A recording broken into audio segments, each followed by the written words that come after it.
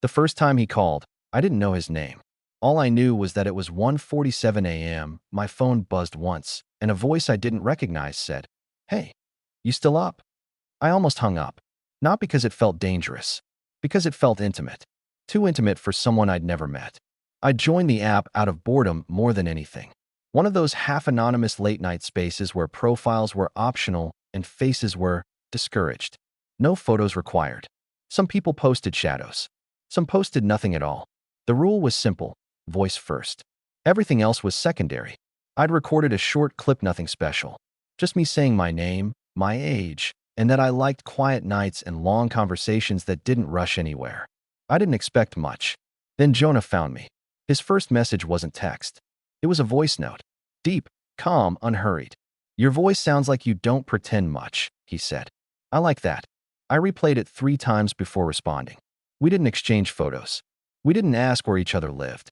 We didn't even follow each other in the app at first. We just talked. About stupid things. About how night feels different when everyone else is asleep. About how voices can carry more truth than faces ever do. By the third night, he asked if he could call me. I said yes without thinking. That became our thing. Night after night. Always after midnight. Always in the dark. Jonah never called during the day. Never on weekends. Never when the world was loud. Just when it was quiet enough to hear breathing on the other end of the line. He had this habit of exhaling softly before he spoke, like he was settling into himself. Sometimes he'd talk for 20 minutes straight. Sometimes we'd sit in silence, connected only by the faint sounds of each other existing. "What are you doing right now?" he asked one night. "Lying on my couch," I said. "Lights off." "You?" "In bed," he replied, staring at the ceiling. Same as always. It should have felt small, mundane, but it didn't. It felt like being chosen. I started structuring my nights around him without realizing it. Turning down plans. Leaving parties early. Keeping my phone charged like it mattered more than sleep. I didn't know what he looked like. I didn't know if he was smiling when he talked. But I knew the rhythm of his pauses. The way his voice dipped when he was tired. The slight rasp that crept in when he was being honest. One night, after a long silence, he said, "You're the only person I talk to like this." I didn't answer right away. "Like what?" I asked. "Like I don't have to perform," he said. "Like I don't have to be seen." That stuck with me. Because I felt the same way. We never said goodnight. He always just disconnected. And I'd lie there afterward, phone still warm in my hand, wondering where he went when the call ended. What kind of life he stepped back into when the darkness was over. I was becoming something specific to him. Something nocturnal. Something private. And I didn't know yet how easy it would be to fall for a voice, especially when it only wanted me in the dark. The nights felt fuller, quieter, charged with something unnamed. And somewhere between his breathing and my silence, I realized I was waiting for him to call again. By the 5th night, I stopped pretending his calls were accidental. Jonah always rang between 1 and 2 in the morning. Like his life had a curfew he couldn't cross. Like whatever version of him existed in daylight wasn't allowed to want this. One night, he didn't start with, "Hey." He started with, "Tell me something you've never said out loud." I laughed quietly. "That's not fair." "Neither is silence," he said. "And you're good at filling it." I stared at my ceiling, the faint outline of a crack I'd never bothered to fix.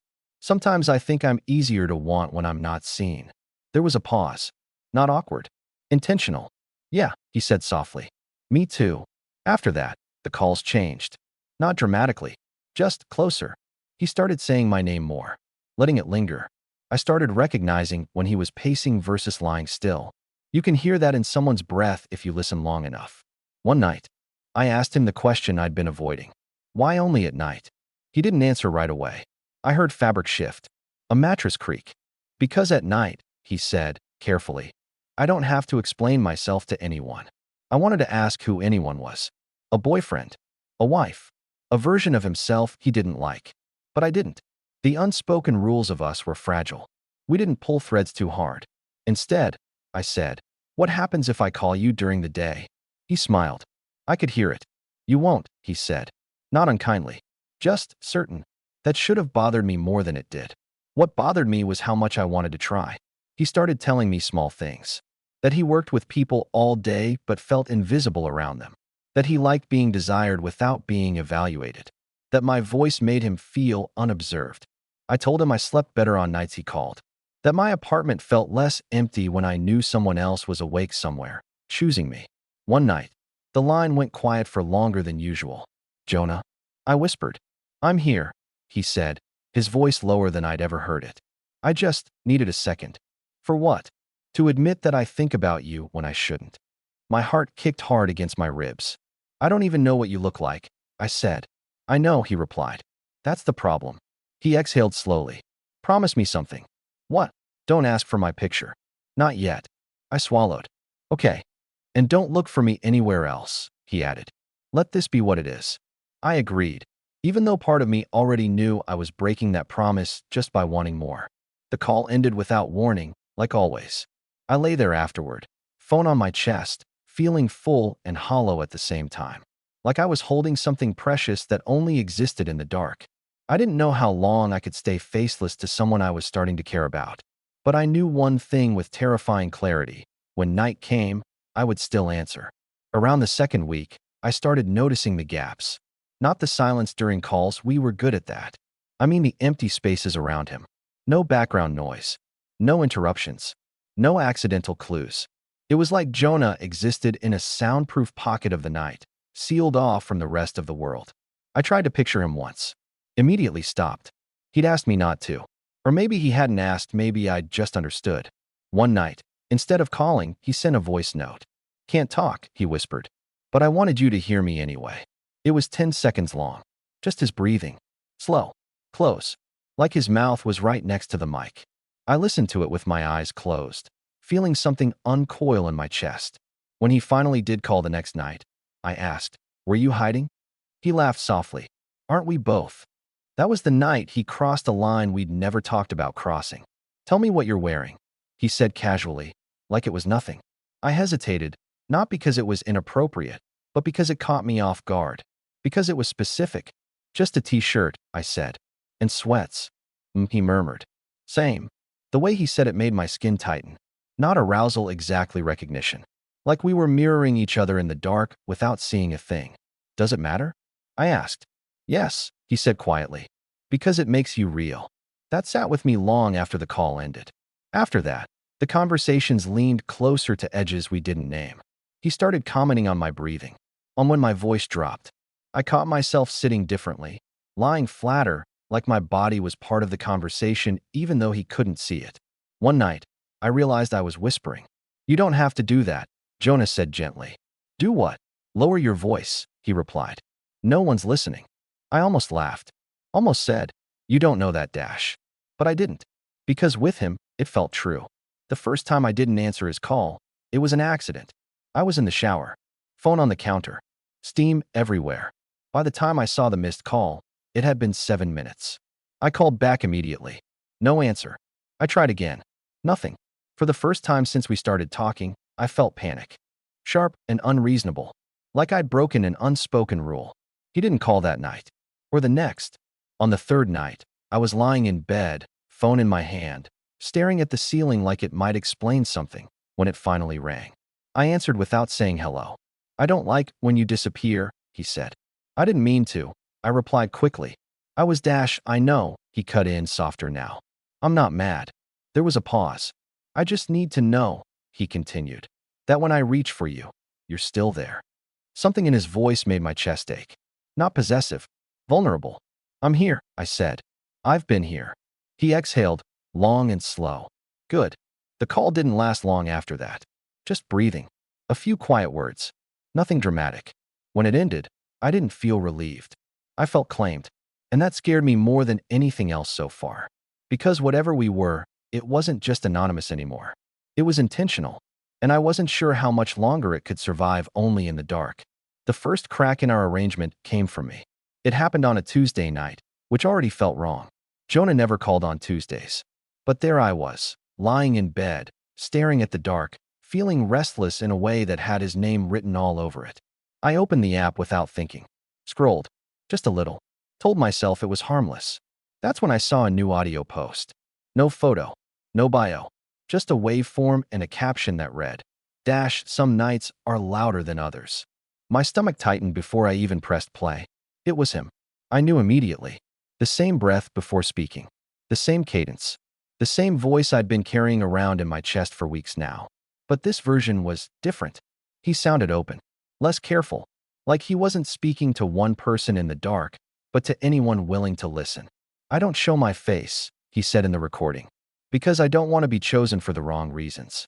I want to know what it's like to exist without being seen." I sat up in bed, pulse thudding. He hadn't lied to me, but he hadn't told me everything either.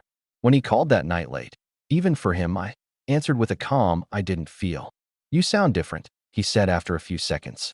"So do you," I replied. Silence stretched between us. "You listened," he said finally. "Yes." Another pause. This one heavier. "I didn't think you'd find that," Jonah admitted. "I wasn't looking for you," I said, and meant it. "But you were there." He sighed. "I need that space sometimes." "I get that," I said. "I just didn't realize I was sharing you." The word hung there, sharing, even though neither of us had the right to use it. "I talked to others," he said carefully, "but not like I talked to you." I believed him. That was the problem. "I don't want to be one of many," I said quietly. "You're not," he replied, immediate and firm. Then, softer, "But I can't be only yours either." I let that sink in. We didn't fight. There was no accusation in his voice, no defensiveness in mine. Just two people finally acknowledging the shape of what we were and what we weren't. After that, he changed. Not dramatically, but noticeably. He stopped asking questions that reached too deep. Stopped commenting on my breathing. The calls became shorter. Still intimate, but guarded. Like he was pulling something back into himself. I told myself it was healthier. I didn't tell myself how much it hurt. A week later, he said something that caught me off guard. "Do you ever wonder what happens if we turn the lights on?" I swallowed. "All the time." "I'm not asking to," he added quickly. "I just think about it." "So do I," I said. "And then I think about losing this." "Yeah," he murmured. "Me too." That was the closest we came to admitting the truth, that anonymity wasn't just protection anymore. It was the thing keeping us from becoming real. When the call ended that night, I didn't feel claimed. I felt suspended, like we were both holding something fragile between us, afraid that any movement toward or away might shatter it.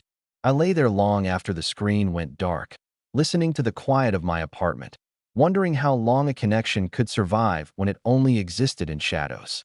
Not ending, not beginning, just waiting. The night everything shifted, he didn't call. Not late, not at all. I told myself it was fine, that we'd already loosened whatever grip this thing had on us. That space was inevitable. Healthy, even. I made tea. I read half a chapter of a book I didn't care about. I checked my phone only a normal amount of times. At 2:06 a.m., it buzzed. Not a call. A message. "Can I hear you?" I didn't type back. I hit call immediately. He answered on the first ring, like he'd been holding the phone the whole time. "Hey," I said. "Hey," he replied. His voice was quieter than usual. Closer. Like he wasn't lying down this time.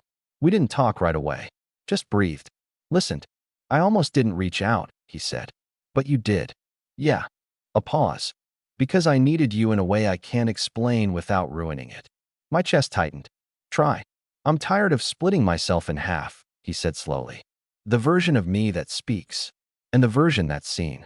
I sat up in bed. "Jonah, I'm not asking for anything," he added quickly. "I just need to say it out loud to someone who knows my voice." I let that settle. "Okay, I'm here." He told me about his day. For the first time. Not details, no names, no places, but feelings. The exhaustion of being recognized without being understood. The pressure of being wanted for the wrong reasons. How silence had started to feel less like safety and more like hiding. "I don't think I'm scared of you seeing me," he admitted. "I think I'm scared of not being able to go back." "To the dark?" I asked. "To us," he corrected. "To this version of us that only exists at night." I didn't answer right away, because I was scared of that too. "What if we don't lose it?" I asked finally. "What if it just changes?" He hummed softly. "You're optimistic." "I'm tired," I said, "of caring about someone I can't touch daylight with." That made him quiet. Not withdrawn, just thoughtful. "I almost sent you a picture tonight," he said. My breath caught. "Almost." "Yeah." He laughed under his breath. I took it, then stared at it for a long time, trying to figure out who it was really for. And I deleted it. I surprised myself by smiling. "Thank you for telling me. I didn't want it to feel like a reveal," he said. "I wanted it to feel like a choice." The call stretched on, unhurried. We talked about nothing and everything. about how voices imprint themselves on memory, about how some connections feel real precisely because they don't rush toward proof. Near the end, he said, "If we ever do this, really do it, I want it to be mutual. No curiosity, no pressure. I'd want that too," I said. "Until then," he added, "stay with me here." In the dark, I lay back, phone resting against my collarbone, feeling the weight of his words settle into something steady. "I'm not going anywhere," I said. Neither of us hung up right away. When the call finally ended, it didn't feel like loss, or possession, or suspense. It felt like trust, quiet, unfinished, and deliberate. The dark didn't feel like a hiding place anymore. It felt like a pause. And for the first time, I wasn't afraid of what might come after. The first time Jonah let daylight brush the edges of us, it wasn't intentional. He called earlier than usual, 11:32 p.m., and apologized for it like he'd broken something sacred. "I know it's early," he said. "You don't have to answer." "I already did," I replied, smiling into the dark. He exhaled, relieved. I don't want to wait tonight." That sentence stayed with me. We talked the way we always did, but something was different. There was more background this time. A faint clink, like a glass set down. Distant traffic. Proof that the world was closer to him than he usually let on. "You're not alone," I said gently. "No," he admitted. "But I'm not with anyone either." That distinction mattered more than it should have. I stepped outside, he added. Needed air. I pictured him somewhere not entirely hidden. A balcony. A sidewalk. A space where shadows thinned instead of swallowed you whole. "I want to try something," Jonah said after a while. My chest tightened. "Okay." Not seeing, he clarified quickly. "Just aligning." I waited. "What if," he said slowly, "next time we talk, we don't lie down? What if we sit up? Lights on. Same voices. Same rules. Just less hiding." I thought about my apartment.